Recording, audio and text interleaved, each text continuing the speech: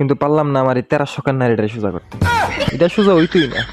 আমি যে বয়সে বড়, আমি যে তেনেতে 2 দিন হইলে জগৎটা বেশি দেখছি, এটা বিটের মাথাতেই নেই।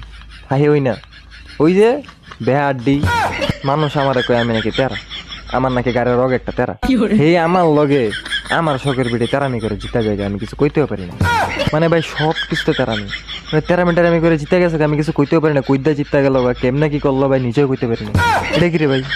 মানে আমি একটা কথা কইতাছি, আমি একটা জিনিস বুঝাইতেছি, দরকার নাই ভাই। আমি কি বুঝাইতেছি? আমি ভুল বুঝাইতেছি, আমি ভুল। আমি যেটি বুঝাইতেছি এটি কিচ্ছু না। আমার ঘরের মানুষটি পর্যন্ত আমার কয় আমি নাকি গাড়তে, আমি নাকি জন্মের তেরা হইছি। আমার রাগের কারণে আমার ঘরের মানুষ চুপ থাকে।